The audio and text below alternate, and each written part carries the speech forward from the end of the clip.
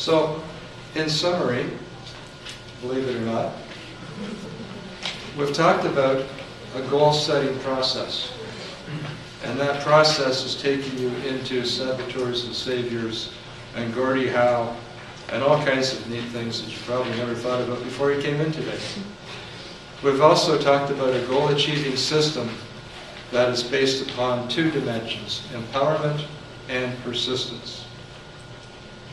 We've gone through, believe it or not, a 6-step tactical system today. We've gone through the definition of the milestone that we're working on for the current time period. We've taken inventory of what's important to us, what resources we have now. We've taken inventory of what we don't have that we need in order to become resourceful. You've even made a written plan of what you want to do over the next 90 days, and a day-by-day, step-by-step implementation plan to make that happen. And you already all have an appointment with yourself 90 days out to come back and review that progress then. And you've also had the opportunity to review that progress every night and to take a fresh page tomorrow and start over. I've introduced you to 3 tools. One for focus, one for empowerment, and one for persistence. The focus tool was the mind stretcher, that exercise we did, where we went out 3 years and looked at where we wanted to get to and reverse engineered and what we want to reverse engineer back. We've talked about Gordie Howe's game within the game, and we've talked about SMART definitions of goals. And I think everybody knows SMART definitions inside out and can almost do it backwards. But it's there and it's tied up in what we've gone through. In the empowerment section, we have the goal-setting blueprint. Now, this is where we use the big page because it's a big goal. The ones that I showed you as we went through, that was for illustration purposes. But if you use that goal-setting blueprint, that will help you identify your milestones, and it will allow you to get into setting up for persistence, to have that priority oasis there that you want, that allows you to look at your priority reset button, your stepping stones, and to overpower those bad saboteurs. The resources for this seminar, the workshop, are in my book, HeyICanDoThis.com. Hey, I can do this. My website's HeyICanDoThis.com. There's other things in the book as well. We've just sort of touched the cover, so to speak, of what we've done here. And there are, you couldn't guess it, but there are a heck of a lot of tables in there as well. And if you buy the book in the bookstore, send me an email, and I will email you the complete set of PDFs for all the 26 different tables that are in the book. That way you don't have to scuff the book up. You don't have to write on it. You don't have to hide it from your friends. You can actually share the book with other people because you've got the PDF copy that you're writing on. You can come back and revisit it because you're going to want to have a new PDF for other goals. And it gives you a lot more meat. The books and this information is also available through these different sources. So, who's got the first question? Yes?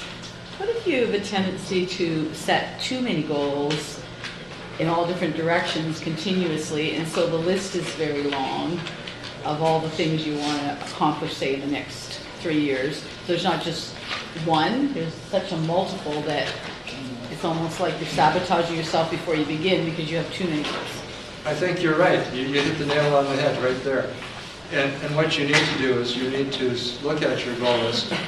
And what I've done is I've broken it down into 5 categories: physical goals, relationship goals, spiritual goals, intellectual goals, and financial goals. So getting it down into that 5 categories, now you're in a position to say, if I look at this category, what is the best use of my time right now? And then work on whatever goal that is. Because you can have so many goals that you can't do anything. You paralyze yourself. And in the book, I do take each goal section separately. And so we look at physical goals as a section, We look at spiritual goals as a section, even relationship goals. And then as you go through each goal section, like relationship goals are important to everybody. So how do you turn around and undo your life? How do you make that goal that's most important to your relationship better than it could be otherwise? You need to reverse engineer that. Okay, time for 2 more questions? Yes?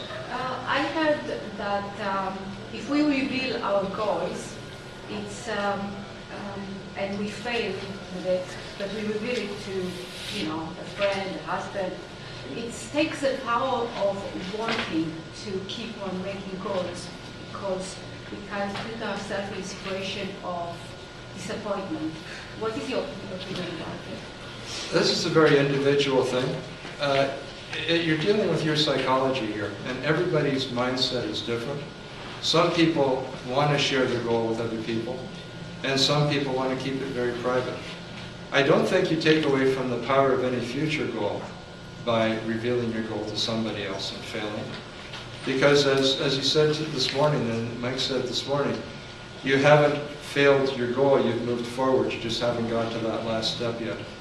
So it may be that you need to allow more time, or you need to take different stages in what you're trying to work on. But if you're not comfortable sharing a goal with other people, don't. There's nothing wrong with keeping your goals private. One more question? Yes? Have you ever come up with a situation where you've set your goal, your 3 months, and as you're working toward that, something else, it's almost a mini goal, it's a goal in itself that comes up? Is that part of your original goal, or is that a different direction? Depends on what it is. It could be either. The thing is, this is a dynamic process, and we're dynamic people, so you're always free to change. The thing is that your goal is what you're working towards, and if you end up with some sort of serendipity factor that takes you in a new and unique direction, and that's better than what you're doing already, well, it's just like we looked at the space thing that we manned or interplanetary flight.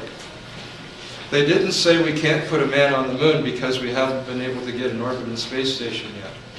So what they did was they resequenced things to make it work for them. So there are lots of things that I can do for you. I can do personal mentoring, small group training, on-site corporate training, or perhaps you might look at this as a topic that you want to use for Toastmasters Open House in the future. And in closing, I'd like to go back to this one slide. What makes you feel alive? What gets inside you and gets the juices flowing? Where does your energy come from? And what do you want to reverse engineer? What is the thing that is going to make your future better than anything else? And what can you do to achieve it? Vishal?